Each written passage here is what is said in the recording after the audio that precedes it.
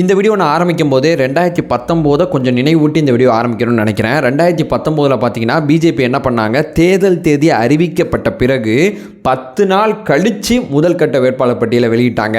இன்றைக்கி பாருங்கள், தேர்தல் என்றைக்கு நடக்க போகுதுன்னே தெரியல. ஏப்ரல் 1 இல்லை ஏப்ரல் லாஸ்ட்டாக இல்லை மே 1 நமக்கு தெரியல. அதற்கு முன்னாடியே பிஜேபி தங்களோட கேண்டிடேட் லிஸ்ட்டை அனௌன்ஸ் பண்ணியிருக்காங்க. யாரும் எதிர்பாராத வகையில் சில திருப்பங்களையும் இந்த நிகழ்வில் உள்ளடக்கியிருக்காங்க. பிஜேபி எப்போதுமே பண்ணுவாங்க, அதை இந்த விஷயத்திலையும் பண்ணியிருக்காங்க. ஒரு பக்கம் எதிர்க்கட்சிகள் ஒன்று சேருவாங்களா மாட்டாங்களா, எந்தெந்த தொகுதியில் போட்டிடுவாங்கன்னு சொல்லி தொகுதி பங்கீடு ஒரு பக்கம் போயிட்டுருக்கு. இந்த பக்கம் பார்த்தீங்கன்னா இது எங்கள் ஏரியா, இது இவங்க நிற்க போகிறாங்கன்னு சொல்லி கூட்டணியை தவிர்த்துட்டு தங்களுடைய சிங்கிள் வேட்பாளர்கள் 195 பேரை பிஜேபி அறிவிச்சிருக்காங்க. இந்த 195 பேர் இருக்காங்கல்ல, இவங்களை பற்றி தான் இந்த வீடியோ நம்ம பேச போகிறோம். ஜாதி ரீதியாக பார்க்க போகிறோம், மத ரீதியாக பார்க்க போகிறோம், மாநில வாரியாக பார்க்க போகிறோம், முன்னாள் இந்நாள் வாரியாக பார்க்க போகிறோம். இந்த மாதிரி பல கேட்டகரியில் இந்த 195 பேரை வச்சா என்ன ரிசல்ட் வருது அப்படிங்கிறது இந்த வீடியோவில் பேச போகிறோம். உற்சாக வணக்கங்கள், வாங்க பதிவுக்குள்ளே போகலாம்.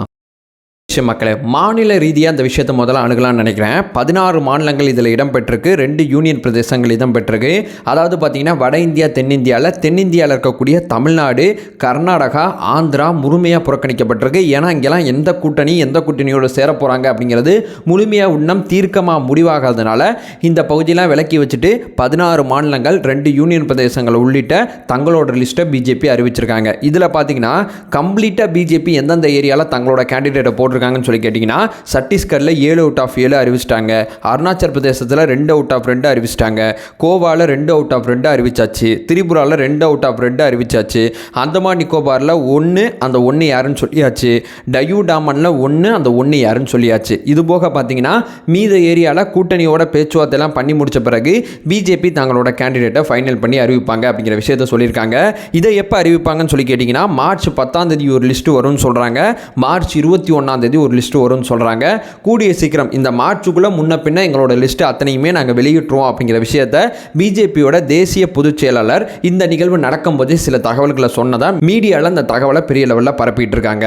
இது முதல் விஷயம். இப்போ ரெண்டாவது, ஜாதி ரீதியாக இந்த லிஸ்ட்டை அணுகணும்னா எத்தனை பிற்படுத்தப்பட்ட மக்களுக்கு, தாழ்த்தப்பட்ட மக்களுக்கு இந்த கேண்டிடேட் லிஸ்ட்டில் இடம் கொடுத்துருக்காங்க அப்படின்னு சொல்லி எடுத்து பார்த்தீங்கன்னா, எஸ்சிக்கு பார்த்தீங்கன்னா 27 பேர் எஸ்சி இதில் இருக்காங்க, எஸ்டி பார்த்தீங்கன்னா 18 பேர் இருக்காங்க, ஓபிசி 57 பேர் இருக்காங்க. அதே நேரம் பெண்களை மையப்படுத்தி பார்த்தோம்னா கிட்டத்தட்ட 28 பெண்கள் போட்டிடுறாங்க. 195ல் 28 பேர் பெண்கள்.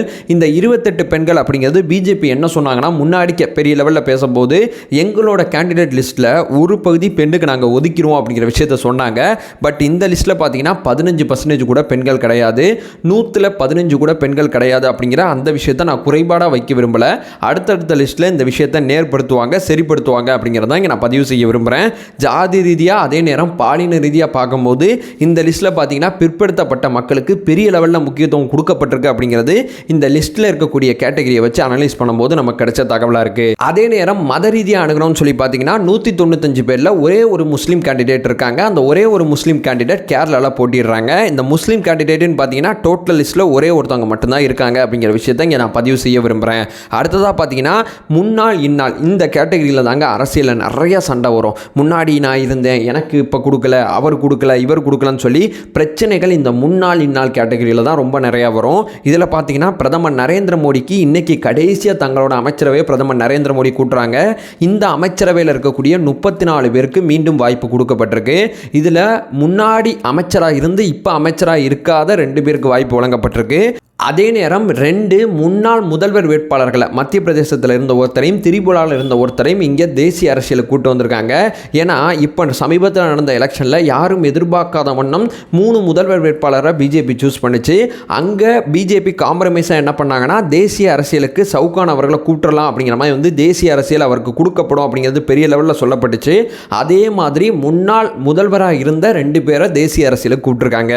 அதே நேரம் இந்த கேண்டிடேட் லிஸ்ட்டில் இப்போ எம்பியாக இருக்கக்கூடிய 33 எம்பிகள் இருக்காங்க. அந்த 33 எம்பிக்களுக்கு பதிலாக மீண்டும் அந்த 33 இடத்துக்கு புது முகங்களுக்கு வாய்ப்பு கொடுக்கப்பட்டிருக்கு அப்படிங்கிற விஷயம் சொல்லப்படுது. இதில் பார்த்தீங்கன்னா 50 வயசுக்கு குறைவாக இருக்கக்கூடியவங்க 47 பேர் இருக்கதா சொல்கிறாங்க. ஸோ ஒரு யங்காக இருக்கக்கூடிய மனிதர்கள் இருக்கக்கூடிய மிகப்பெரிய விஷயத்தை நாங்கள் செஞ்சுருக்கோம் அப்படின்னு சொல்லி பொதுச் செயலாளரே இந்த விஷயத்தை அறிவிக்கும் போது மேடையில் சில கருத்துக்களை தெரிவித்தாரு. அதை நம்மளால் பார்க்க முடிஞ்சு.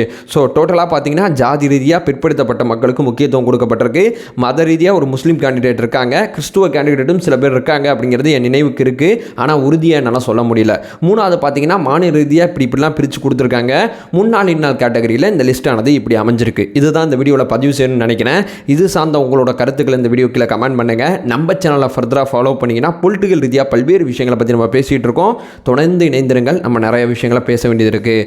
அதை சொல்லிட்டு வீடியோ ஏன் பண்ணிக்கிறேன். நம்மளோட ஒரே நோக்கம் அறியாமை அகற்ற வேண்டும், அறியாமை அகற்றப்பட வேண்டும். Thank you so much.